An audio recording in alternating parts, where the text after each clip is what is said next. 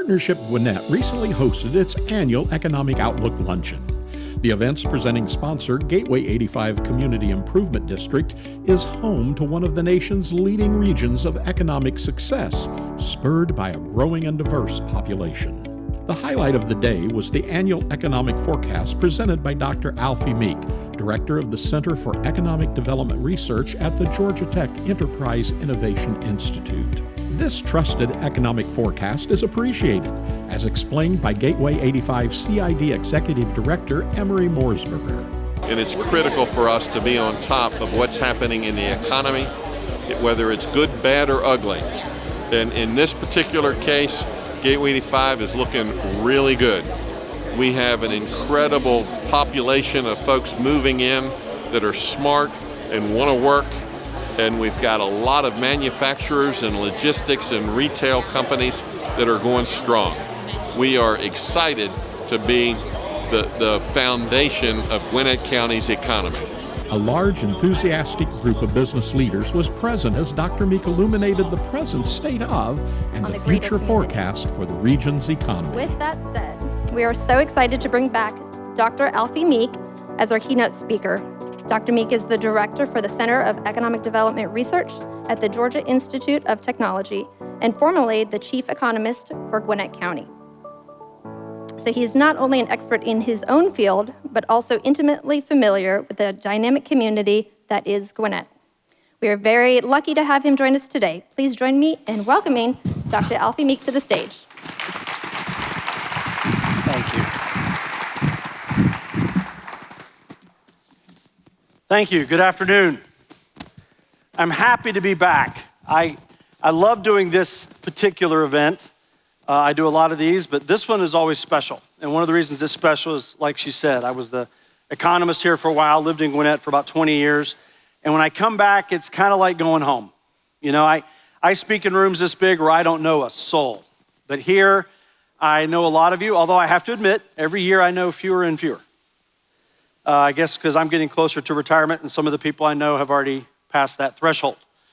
But anyway, it's great to be here. I appreciate it. I want to thank Emery and the 85 CID. You know, I got Emery's email, I think it was yesterday, and I was clicking on it, and there at the top was talking about this event today, and it said nationally renowned economist, Alfie Meek.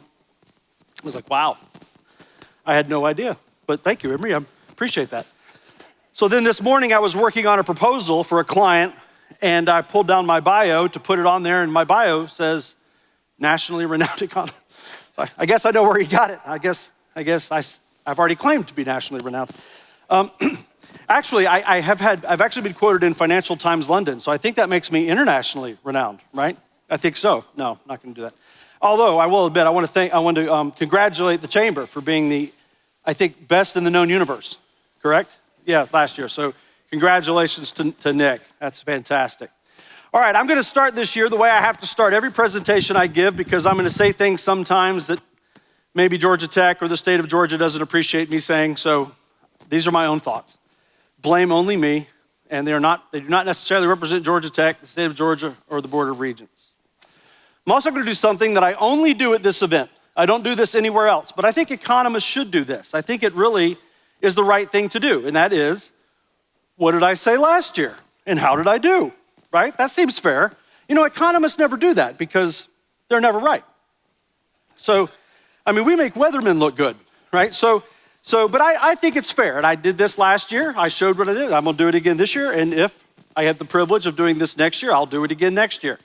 So this was the last slide that I showed you last year. It's exactly this. It was February 16th, 2023, and here's what I said would behave 2023. Inflation will be well above target level for the foreseeable future. Conflicting fiscal and monetary policy will help sustain that situation. Nailed it. By the way, it goes downhill from here. That's the... Next. There we go. Now, at least I gave myself an out on this one, right? I said either this would happen, did not, so we don't even have to read that, did not happen, or CPI will remain in the 5 to 7 range, at which case those things would happen. Well, it was in the 4 to 5 range, so I was a little high on CPI. They did stop their rate increases. I said they would stop them in the spring. They stopped them in the summer. That's not bad. Come on, that's not bad. The Fed will pivot late in the year. In other words, I said they would flip and start lowering rates. Missed that. They haven't done that, and they haven't done it because inflation is still not under control. So I missed that one.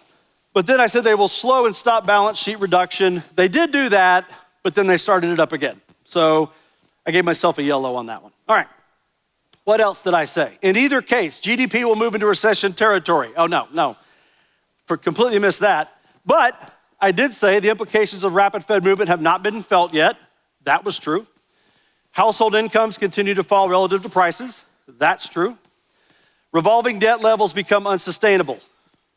That's true, although there's clearly a definition of the word unsustainable that I'm not familiar with, and we'll come back to that in a little bit. Labor markets continue to weaken. That was true.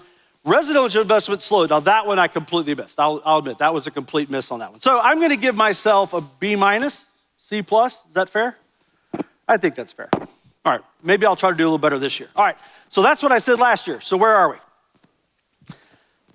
There's a couple of slides in this year's presentation, I'm sorry to say, that are I showed you last year, because in a lot of cases, things haven't changed in a few areas.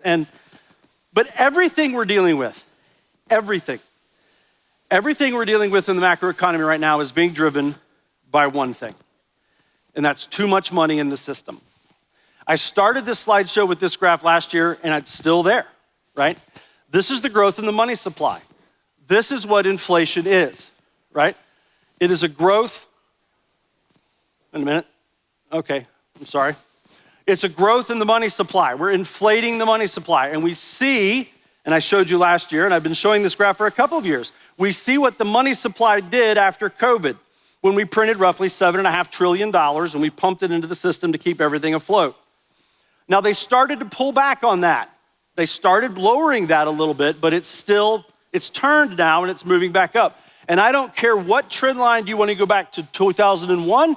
You want to start at 2010? It doesn't matter what trend line you want to use, we're still well above trend. There's still trillions of dollars floating around in the system, and that's continuing to be an inflationary problem. And we're still dealing with that. And everything else in this presentation, everything else in the macroeconomy right now is being driven by that major fact, all right? So I wanted to start with that slide. So what happens? Well, you get inflation when you have that kind of money, right? You have an increase in prices. And so here we have several measures of inflation, and you see inflation's coming down. It is, it's coming down now. Under most measures, I only threw a few measures up here, it's coming down under most measures, but it's still positive. You know, a lot of times I hear a lot of people in the media say, well, why aren't prices coming back down, right? Well, think about it. So it was at 9%, and now it's at 4%, but that 4% is on top of the 9%, which is on top of the 6% before that, right? So we're in the third year of this now. So prices aren't coming down, we're just growing at a slower rate when inflation is coming. Unless inflation goes negative, prices won't be coming down, right? But here's my concern, the red line. The red line is what we call super core, right? That's core services, CPI, less housing. The Fed doesn't like the CPI measure. The Fed typically uses something called PCE, Personal Consumption Expenditures Deflator. But CPI is the one we all sort of know and we use. And if there is a CPI measure that the Fed likes, it would be what's called super core, which is that red line there. The problem I have right now is that super core has risen for 5 consecutive months and is currently running at 4.5% and going in the wrong direction. Now, goods inflation is down around, a little under 4. Core is a little under 4. Goods inflation is closer to 3. But super core, that services inflation, is at 4.5. Why is that important? Why does the Fed like that one more than the others? Because about 2/3 of the economy is personal consumption, and the bulk of our personal consumption is what? Services. It's not really goods, it's services. So services inflation is moving in the wrong direction, which is why the Fed came out yesterday and said what? We're gonna leave the Fed rate unchanged. It's why they have yet to cut. Those of you who follow this sort of thing, in December when Chairman Powell came out and said, we're gonna cut, what did he say? Well, he didn't say we're gonna cut. He gave a statement that was interpreted by the market as being very dovish, right? And if you actually read the statement in December, I read the statement and I said, this is not dovish at all. They heard what they wanted to hear. Market went crazy at the end of last year, and they were saying 6 to 7 rate cuts. 6 to 7 rate cuts. Clearly, we're not going to get 6 to 7 rate cuts, and now they held it again steady yesterday. Why? Because they're seeing these same trends in inflation that I'm going to show you today. All right, so that's what's going on. Inflation has this compounding effect, and if you look, since January 2021, overall prices are up about 18%. Again, 6 on top of 9 on top of 4, right? And if you look at auto insurance is what? Running about 46% since January. I don't know what's going on in the auto insurance market. I have 2 boys who are still on my policy for at least a few more months till one graduates. It's killing me, right? Auto insurance is going nuts. Energy is all over the place. That's the dash line. But the other ones, you're looking at about, again, on the left axis, about 20% growth over the last 3 years. That's a lot. Because you see the dark blue line at the bottom, that's wages. Wages are only up about 11%, whereas prices are up 20%. Wages are simply not keeping up with inflation. All right? Okay, so here's the problem. We all got addicted to free money. We did, right? You know, and now we're living in this time and we think it's weird. We think this is the anomaly, right? What's going on? Right? This isn't the anomaly. This was the anomaly. 0% interest rates, free money for I don't know how many years. That was the anomaly. And when money is free, capital gets misallocated. And that statement alone can explain so much of what's going on in the macroeconomy right now. When money is free, capital gets misallocated. And it got misallocated at the corporate level, it got misallocated at the personal level, and it really got misallocated at the government level. That was the anomaly. This is not going away. We're kind of getting back to historical norms if you look at it, if you take out those years of free money. All right, so capital got misallocated, money is free, the federal debt exploded, right? It was already on the way up, and then we had what? COVID. We threw a bunch of money at COVID, and in the period since the first quarter of 2020, we grew the federal debt $10.8 trillion with a T, trillion, right? The total federal debt now is at 35 trillion. That's more than the size of the entire US economy, by the way, by a long shot. I think it's about 20% more than the entire US economy, at least, if not more, all right? So federal debt exploded, and it's growing pretty rapidly. You see that curve is, again, I'd like to say it's unsustainable, but there's clearly a definition of unsustainable I'm not familiar with because we keep doing it, right? And in fact, if you look, we've added $1 trillion to the federal debt. Last $2 trillion we've added, it took us about 100 days, about 3 months, to add $1 trillion to the federal debt. Now, I don't know about you. I have a hard time getting my mind around $1 trillion. I really do. I struggle with $1 trillion. So I was trying to figure out how can I convey $1 trillion? So here's what I'm gonna try this. So this is a $100 bill. $100 bill, all right? So if we take a $100 bill, now I can put a little bundle of these together and I'd have what? 10,000 bucks, right? We can get our mind around a bundle of hundreds. We can do that, that's not that complicated. And if I took 100 of those bundles and put them in a little pile here, right? I'd have $1 million. And that pile wouldn't be that bad, actually. It'd be right there. I could take 10 of those piles and put them on a pallet, one of those wooden pallets, you know? I could do that, and we'd have $100 million. And I could stand next to that pallet of $100 bills, and that'd be about $100 million. Now, I can kind of get my mind around $100 million, but I think that's where it sort of ends for me. I can't go past $100 million. I don't know, maybe you can. I work for government. I was speaking of that in relative to my income, not what we spend in government. 100 million, all right. But if I took 10 of those pallets and stacked them up, I'd have $1 billion. Now now we're talking money, right? Million here, million there. First thing you know, you're talking about real money, right? $1 billion. I can almost visualize that. Let's say we took those pallets and we double stacked them and we covered a professional soccer pitch. All right? That's $1 trillion, right? That is $1 trillion. Now, I've tried to visualize it for you. You may still have trouble with it. Let me see if this helps. If you spent $1 million a day since the day Jesus was born, $1 million a day since the day Jesus was born, you would still have not spent $1 trillion. All right? You'd be at about 783 billion. Do the math. 2024 times 365 times a million. It's not hard. All right? You still wouldn't have spent $1 trillion if you spent $1 million a day for the last 2,024 years. We spend it in every 100 days. Not a problem. That's a lot of money. That's a lot of money. All right, so I hope maybe that helped you. Did I put my $100 bill back? What did I do with it? No, it's in my pocket. All right, good. All right, so that's $1 trillion. How do we fund these deficits? How do we fund this kind of growth? This kind of growth in the debt? Well, the only way you can do it is have to have an ever decreasing cost of capital. And if you look at the 10-year Treasury rate since 1980, when our deficits kind of really took off, those of you who are old enough to remember 1980 when Reagan was blowing up the deficit, right, to fight the Cold War, that's kind of when it started. And the only way you could fund those deficits and that growing debt is to have a declining cost of capital. And that's exactly what we had until 2022. And inflation got in the way. We started to see the inflation. We threw too much too fast is what we did. Too much money too fast into the system.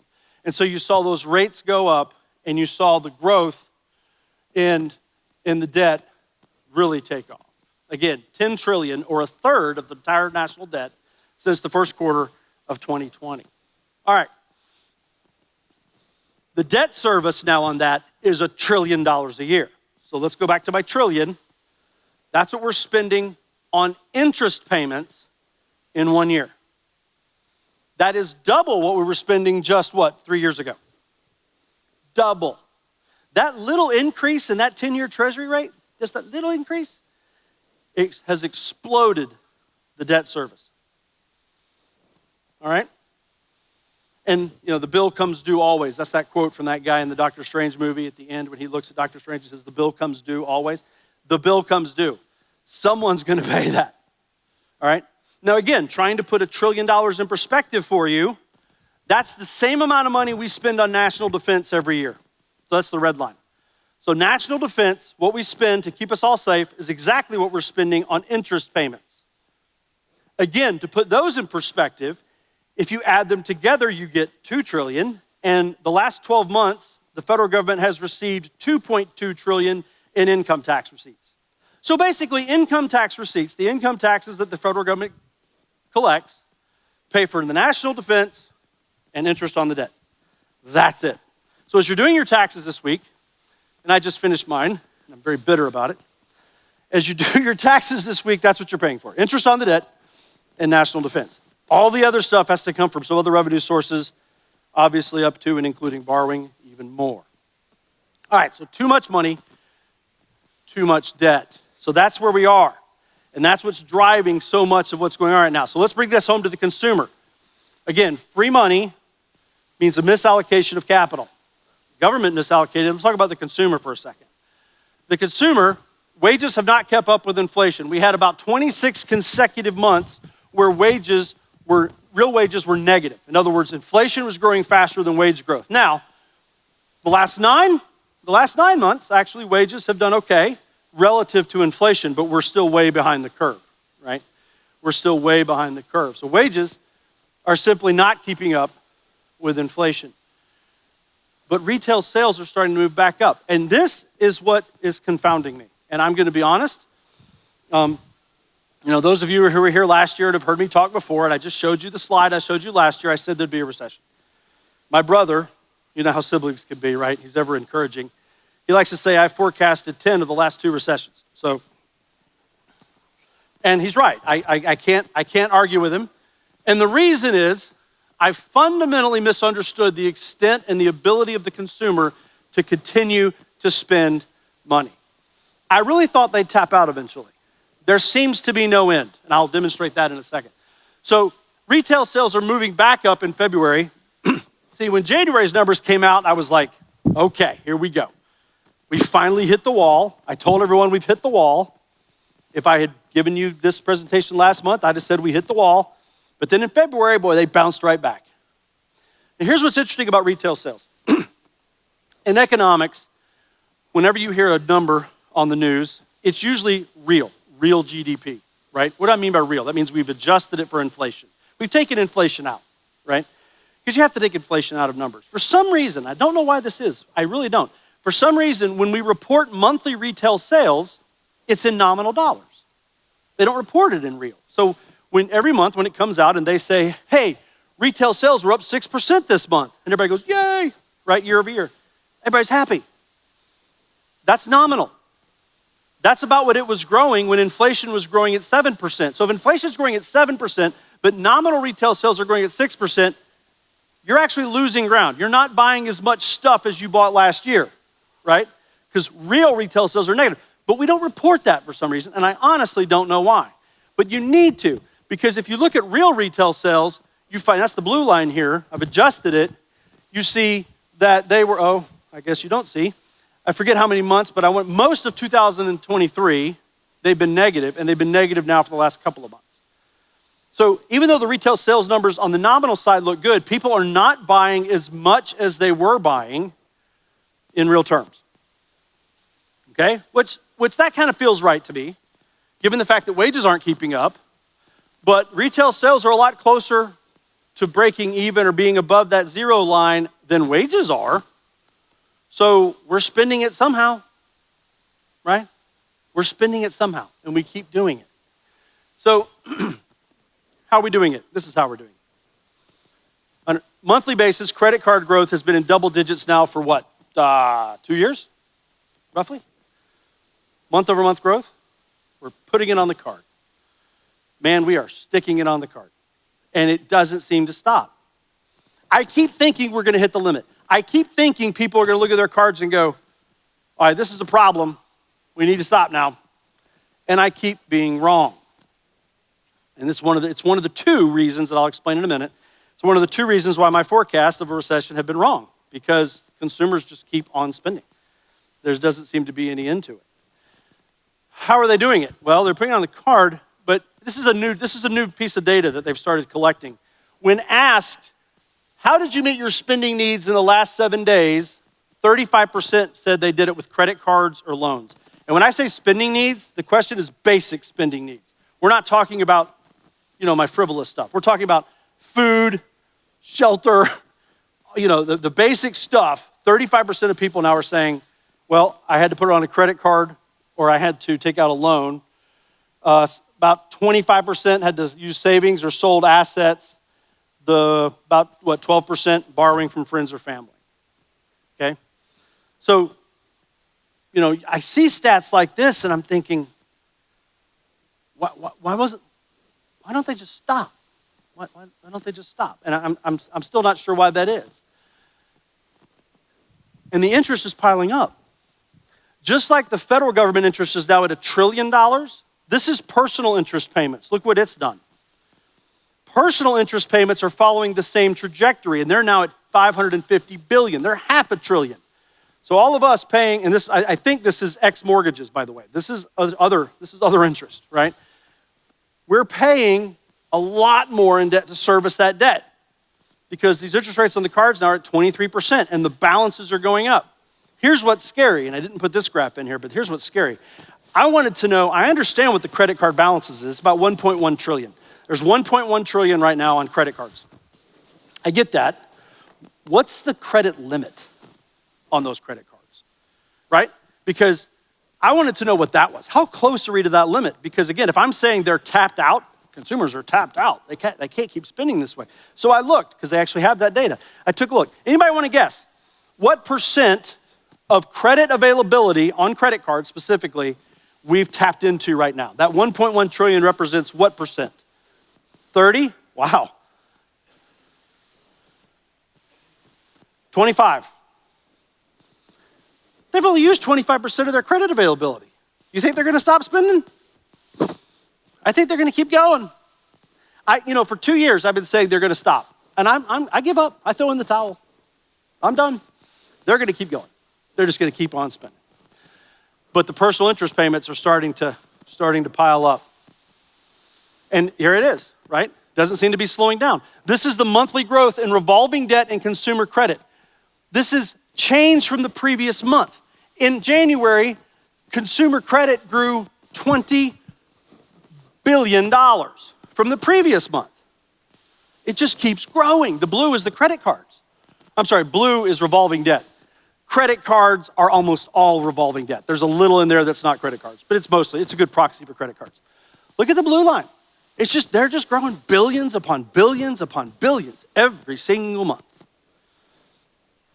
The consumer keeps going. Again, when I saw the December numbers come out in December, I had predicted that Christmas was going to be bad.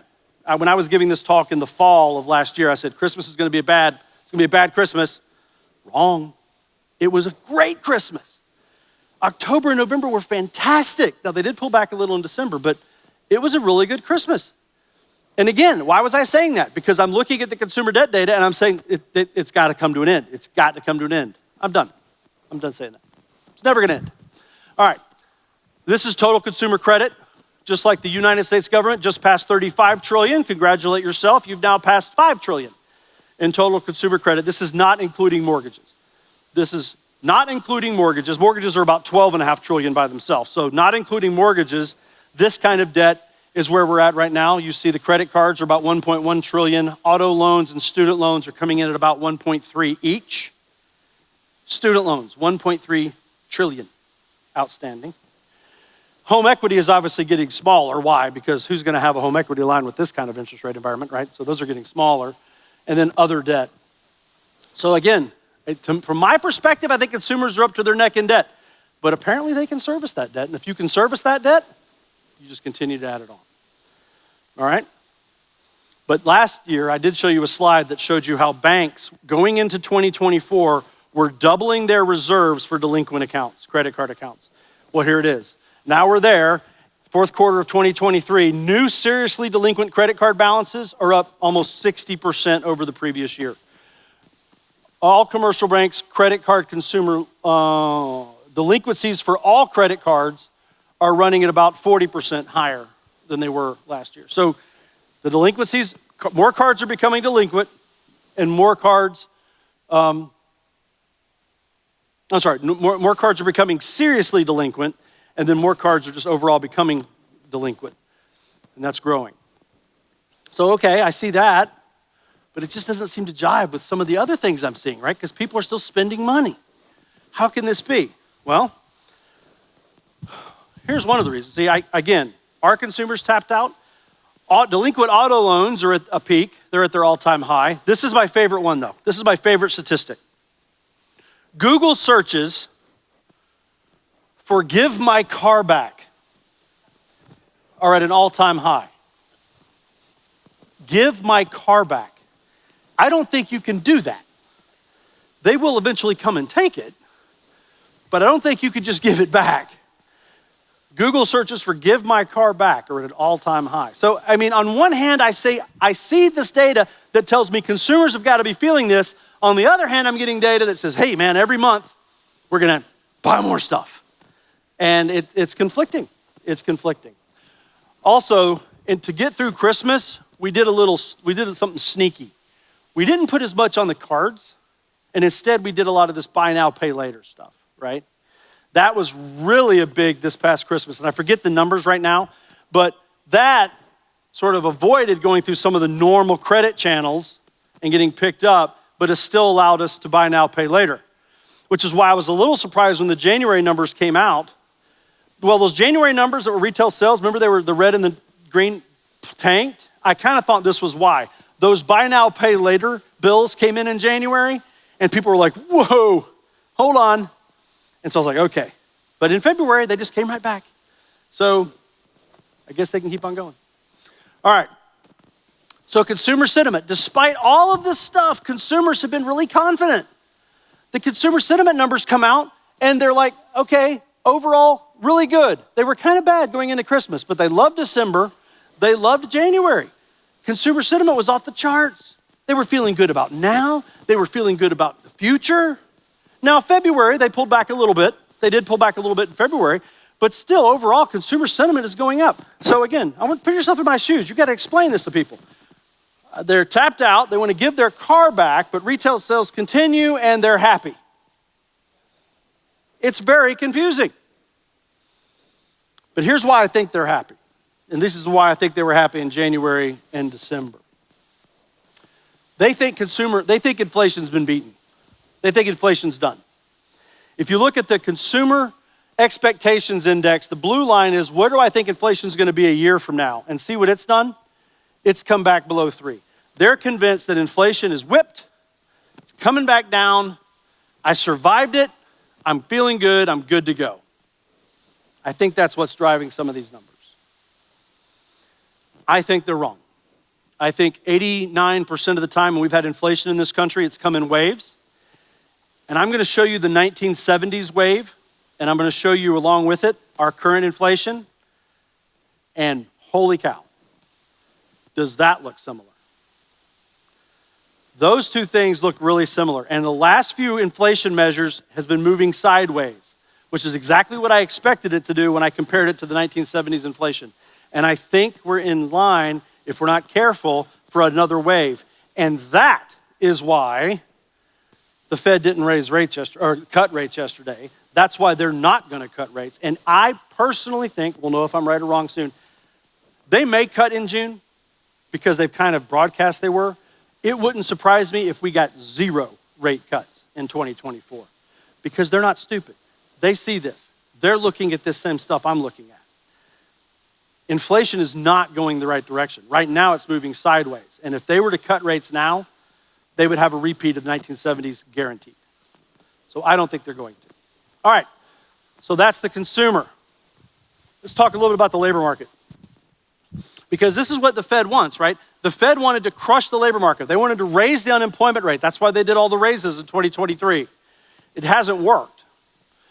And every month we get all this great data. The labor market created 200,000 jobs, right? I mean, you probably watch CNBC or Fox Business or whatever you're watching, and every month, first Friday of every month, the employment data comes out, and it's always fantastic. Let's dig into that a little bit.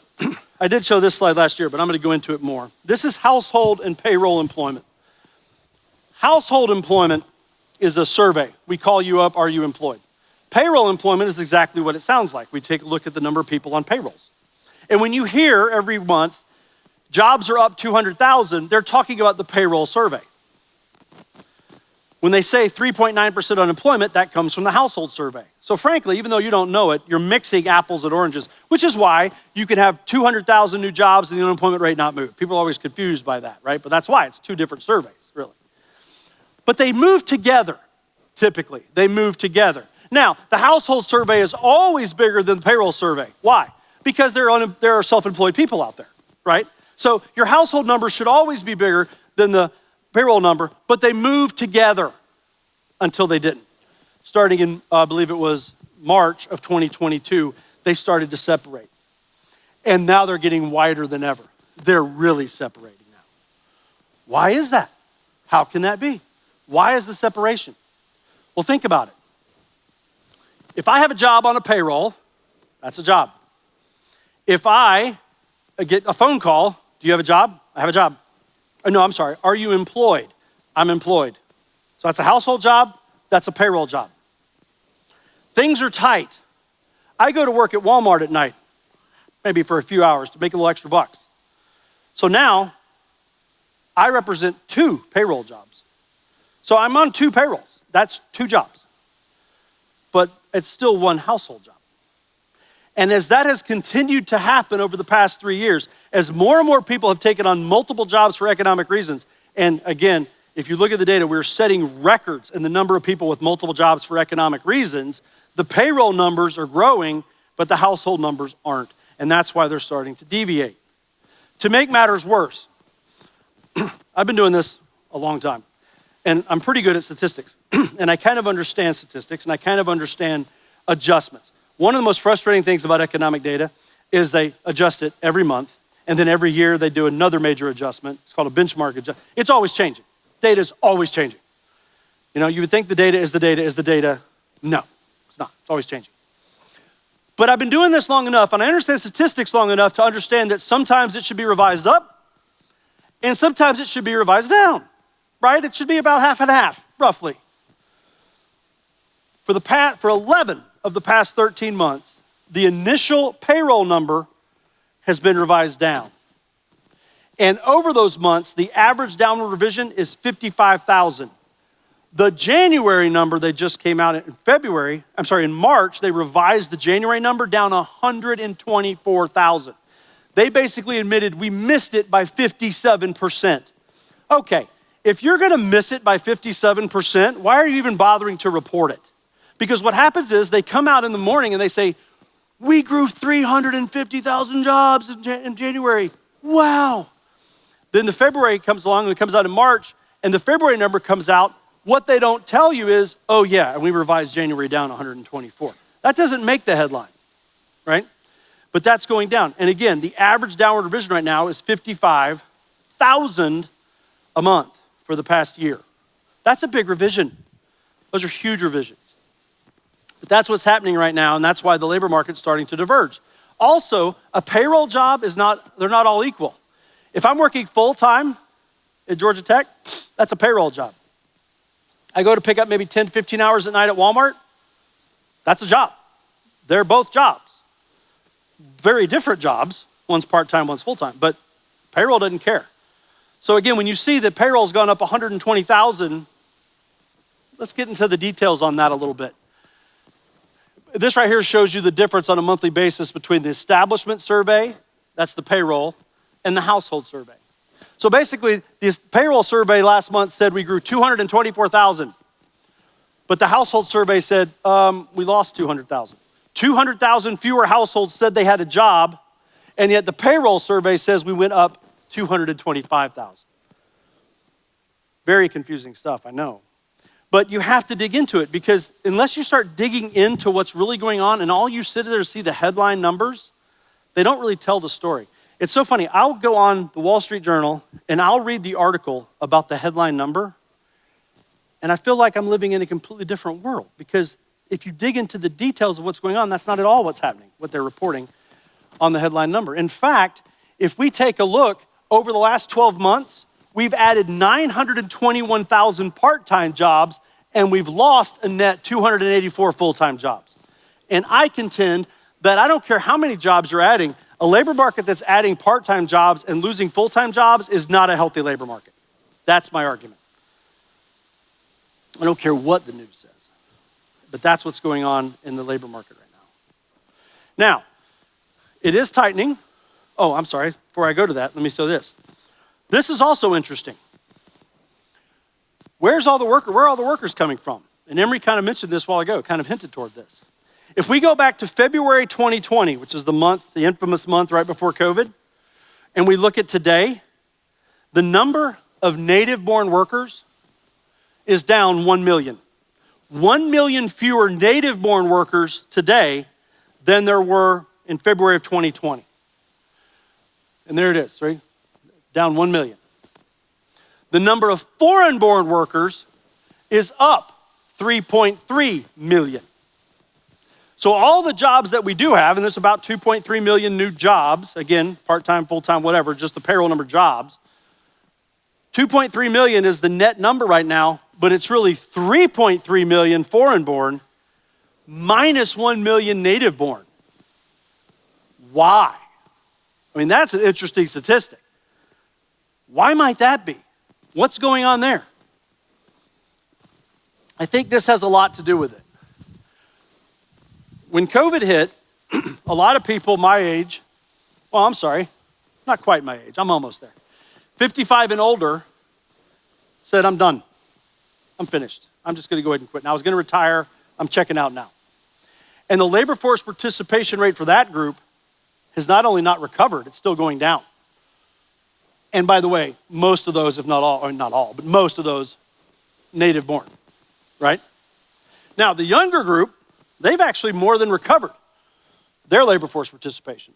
They've come back and then some. And they're more likely to be in the foreign-born group, right? So that right there explains why, I think, we see those numbers overall Labor force participation in the older and in the native-born population is lower than it is in the younger and or foreign-born population. So what about Gwinnett? So I wanted to take a look at Gwinnett. Interestingly, 26.4% of Gwinnett is foreign-born, and it's exactly split, 13.2 to 13.2, between foreign-born naturalized citizen and foreign-born not naturalized citizen. So I wanted to take a look at the comparison because I have this theory. That was my theory, that those two were off, and so let's take a look. And so, by the way, that's the where they came from graph, if you're interested. The median age, 45%. In the labor force, 70.3. That's a really high labor force participation rate, 70.3. 9.1% are self-employed. And speaks English less than very well, 48%. That's not surprising. That shouldn't surprise anybody, right? But those others. Now let's compare it to the native-born population. Median age 30, that was a little surprising to me. I expected those to be flipped. They weren't.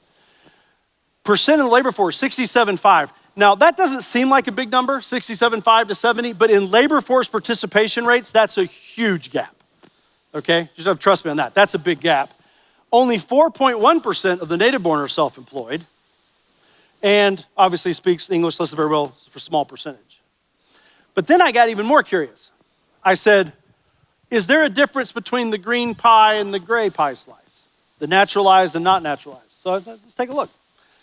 Yeah, there actually is. Median age for naturalized, 50. Not naturalized, 40. Look at labor force participation for the non-citizens, 71.2. Again, that doesn't seem like a big gap, but in labor force participation, that is a huge gap.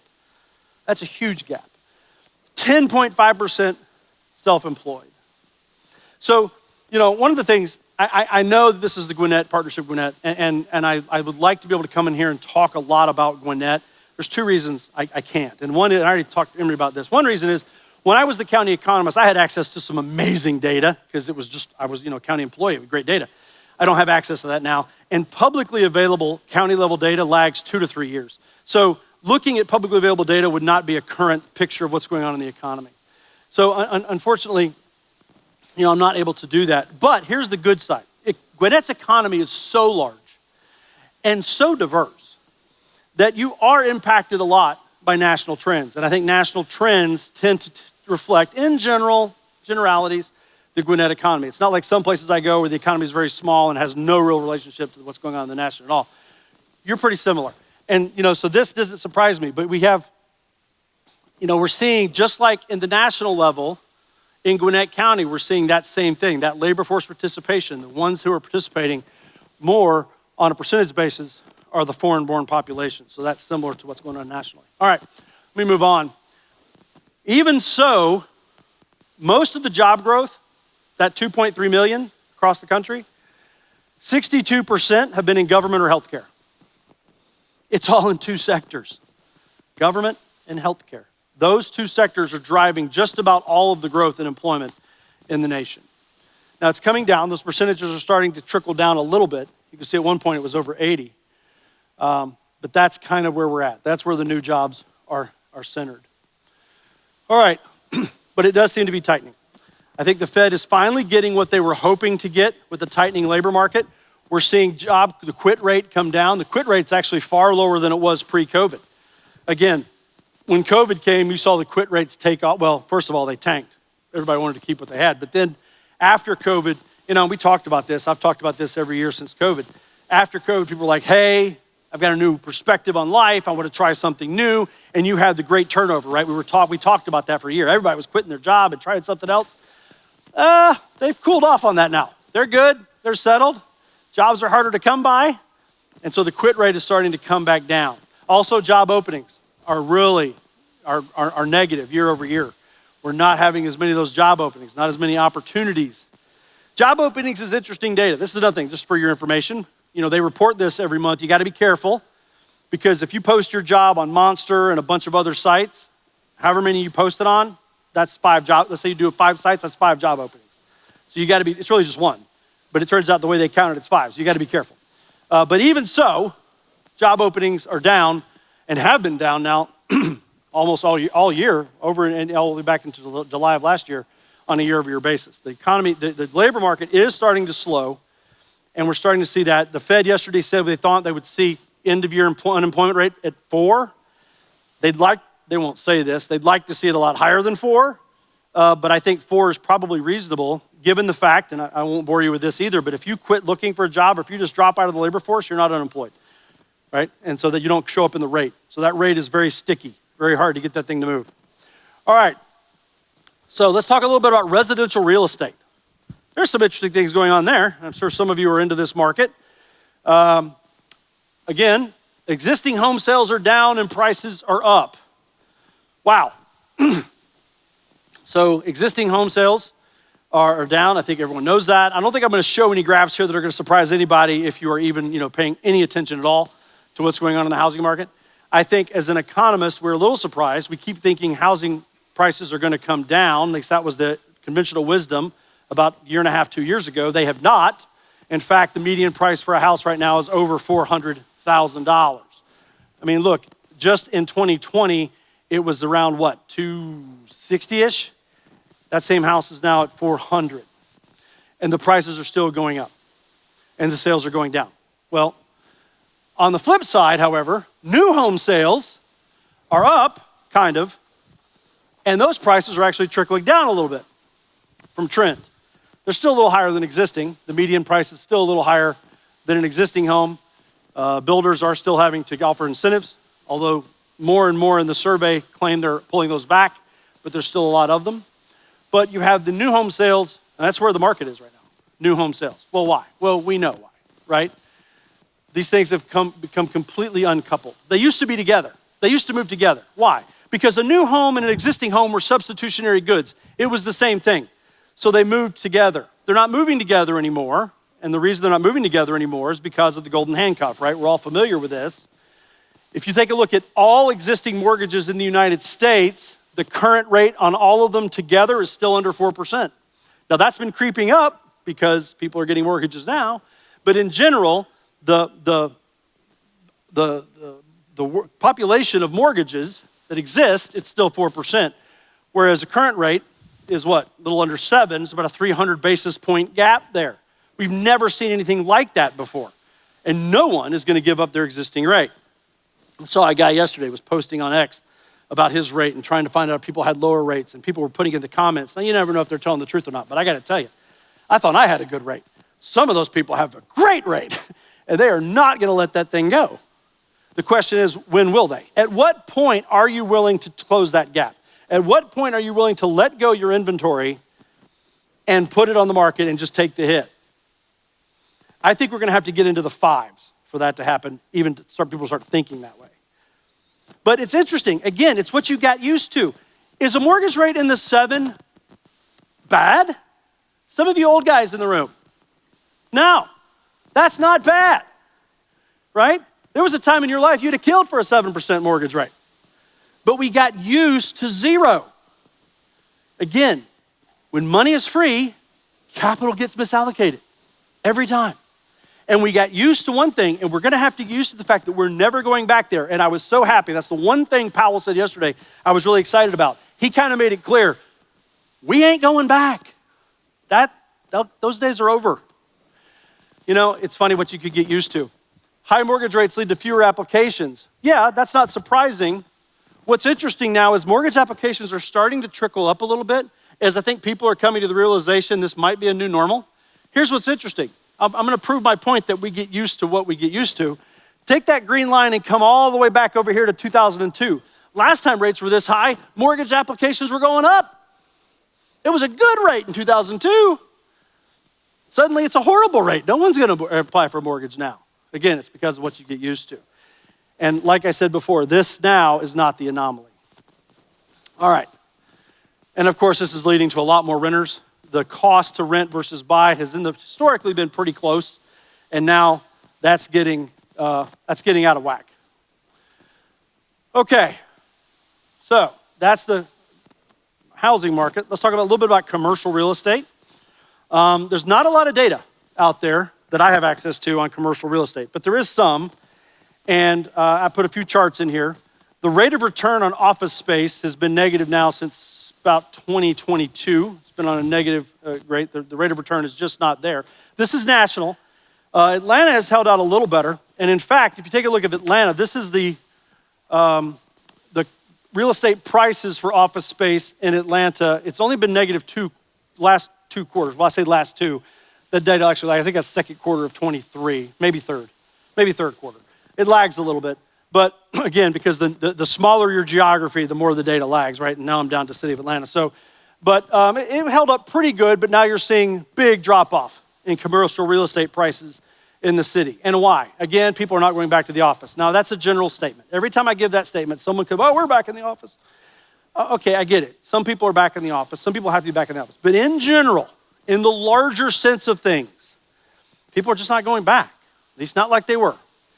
And these companies don't need this overhead. They don't need this level of space.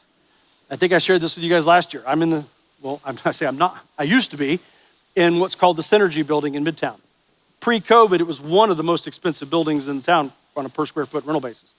And it's where you wanted to be. I mean, the Department of Economic Development's on the top floor. You know, everyone wanted to be there. It's right in the hub near Georgia Tech. It was an expensive place to be. Now that building is largely empty. Certainly not like it was. We used to take about 2.5 floors, and now we're down to half a floor maybe. And we might even cut that back. So it's just, it's different. And there's some problems there. Now I had to turn this slideshow in last week.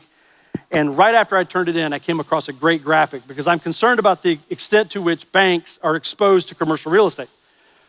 Turns out it's not too bad. There are some banks, some smaller banks that do have some bad exposure, but the large money center banks are not nearly as exposed to the extent that I was thinking they would be.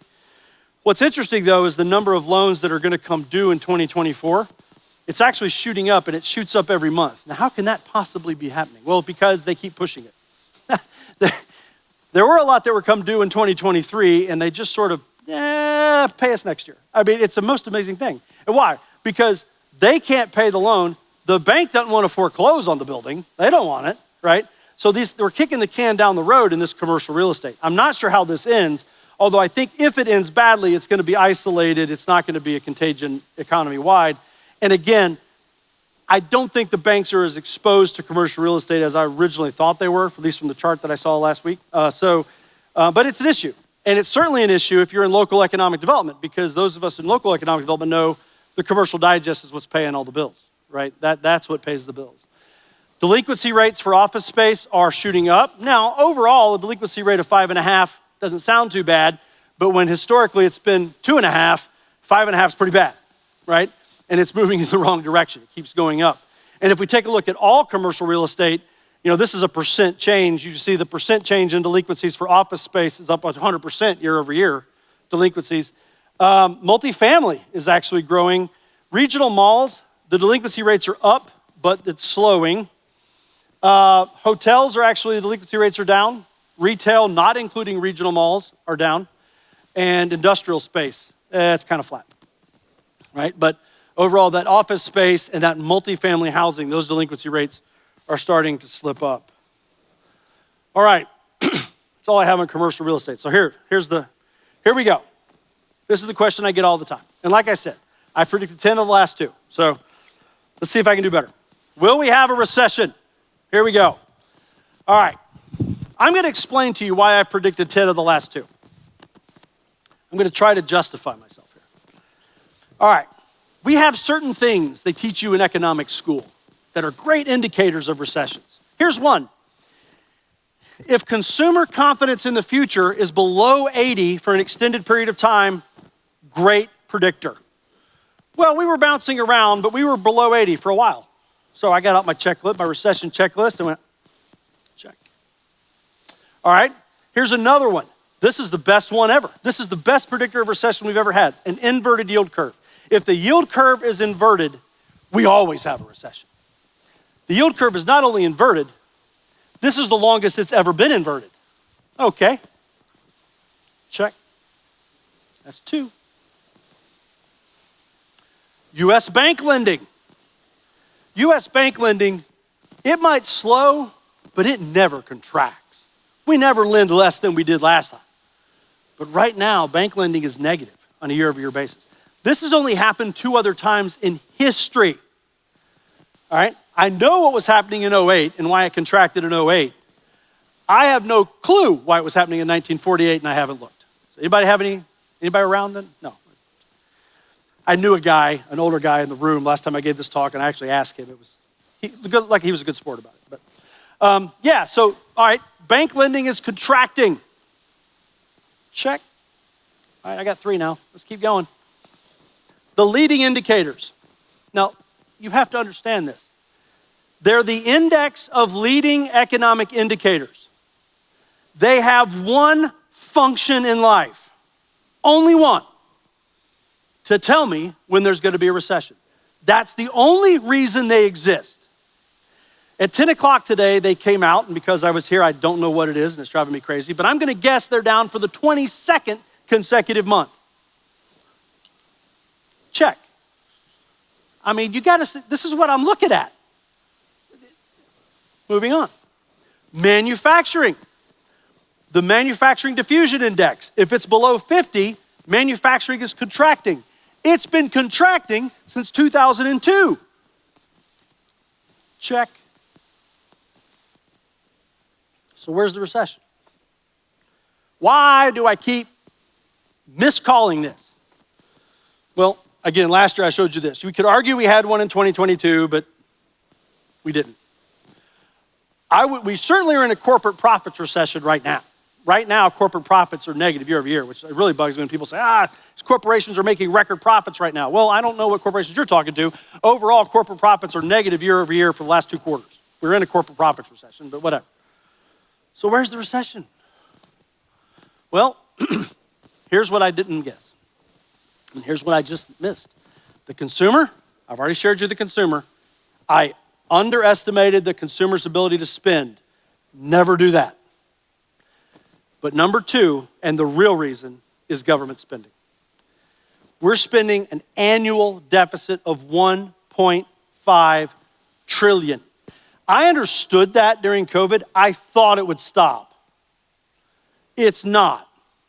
Well, if you're gonna throw fiscal stimulus into this economy of $1.5 trillion a year, you're not gonna have a recession. You're just not. At least by the way we measure them. And according to the CBO, the forecast for deficits on an annual basis only goes deeper from here. 9 years from now, they've got it down at $2.5 trillion, almost, if nothing changes. And here's where I would normally say, that's unsustainable. But again, apparently it's quite sustainable. But if that's what you're gonna run, if the government's gonna spend $1.5 trillion extra a year than it actually has, yeah, the GDP will not go into recession. I don't care how many checklists I've got and how many of the other indicators that are always consistent, we're not gonna go there, all right? Now, interestingly enough, the leading indicators, remember, their only job is to predict, they've completely decoupled from GDP. They're just I don't even know why I report them anymore. I don't even know why they release them anymore. They've completely decoupled and they're no longer indicating anything. So there's GDP on the red and you see the leading indicators are on the blue. Clearly we should be in a recession right now. All right, here's another interesting one you won't hear much about. I find this interesting because I'm really a nerd about this stuff. Gross domestic product, you're familiar with that term, GDP. We also have something called gross domestic income. It's the other side of the ledger and they're almost always about equal. Right? But you don't ever hear GDI, you hear about GDP.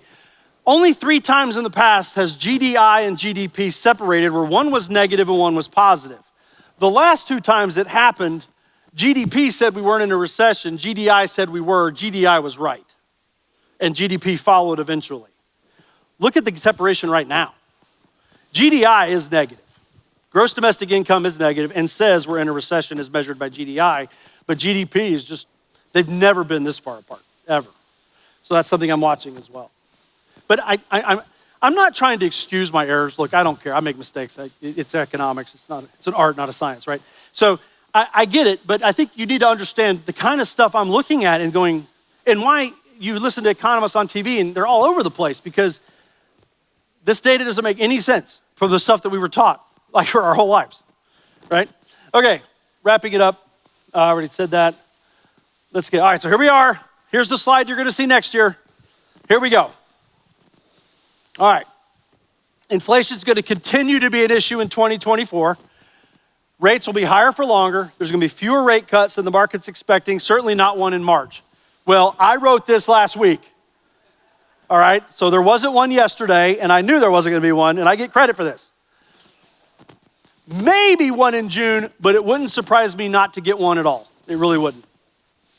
And I think one of the reasons is if they wait till after June, their next shot is at Jackson Hole, around the Jackson Hole meeting in August where they can explain why they didn't do it in June. But at that point, you're starting to get close to the election. And I don't think they're gonna wanna look political. So they're gonna get if they don't do one in June, and I don't think they will, then I think you definitely have a great chance of not getting one at all this year. To be honest, I think they should raise the rates. I think they need to increase them, but I don't think that's gonna happen. But. All right, higher for longer. So what is this gonna mean, Alfie? If we have higher for longer, what's it gonna impact? All right, it's gonna impact consumer spending. Real wages are not keeping up. Credit card debt and delinquencies are piling up, so are bankruptcies. I shouldn't have said this can't continue. That's where I'm gonna get burned next year. I added this can't continue, because apparently it can continue. Higher for longer is also gonna impact the housing market. Again, higher for longer means those mortgage rates aren't going anywhere. They're not coming down, and if they're not gonna come down, people aren't gonna leave their existing mortgages. Prices will stay high due to simple supply and demand, which is what's holding them up right now. Therefore, I think home construction should remain strong. I really do think the one segment of GDP that's gonna do really well this year is what we call residential fixed investment, which is basically home building. So that is an area I see being positive in the outlook. Business investment is impacted, right? Higher debt service is cutting into profits. We're seeing that now because we're in a corporate profits recession. We're already seeing that. And so their ability to invest in new capital is going to be impacted. And again, business investment was virtually flat in the last 2 quarters, according to GDP. Again, because of that higher debt service. I think commercial real estate is going to be a major issue in the coming months as valuations drop, leaving some investors, banks, and local governments in a tough spot. And then here's the one I probably shouldn't have added. The federal debt and the ability to spending cannot continue at this pace, but apparently it can. But I've got to believe there is a point at which, apparently I don't know when it is, but that is going to have to stop. It's just got to stop. All right, there's actually 2 slides. I'm sorry, it's going to be more than one this year. It's going to be 2. Labor market, I wanted to throw this in there. I think it's going to continue to weaken, again, because job growth is in mostly part-time work and second jobs. Payroll growth is slowing and is primarily focused. What growth we are getting is only in 2 sectors. And unemployment rate's gonna rise slowly over the course of the year. I do think that's a pretty easy one. So, big question, is there gonna be a recession? Not if the consumer continues to have the capacity to carry the debt burden, and not if the government continues to spend money. If those 2 things happen, the answer is absolutely not. If one of those 2 things stops, probably. If they both stop, absolutely. But I don't, I'm tired of guessing when those 2 things are gonna run out. I'm sorry, probably not what you wanna hear, but I'm just tired of guessing. I'm tired of my brother making fun of me. I'm tired of people making fun of me. So I'm no longer gonna underestimate the government or the consumer's ability to spend. All right, just so you know, these are my thoughts only, no one else's. Don't blame Georgia Tech or the Board of Regents or the state of Georgia. Some of you know this, some of you don't. Back in August, someone said to me, you should write something every week and talk about all this stuff. And I'm like, no one wants to hear that. No one, why would I want to do that? Oh, you should try it. Okay. So I started a Substack the last week of August, and I've been doing it every Friday ever since. If you're interested, you can find it here. Again, it is in no way associated with Georgia Tech. It is mine and mine alone. AlfieMeek.com is where you can sign up for the Substack. Alfie.com is my personal website, but Alfie Meek is where the newsletter is. You can sign up, get it in your email. I've got a couple hundred people who do it. You may find it interesting. I don't know, maybe not. And that's all I've got. Thank you.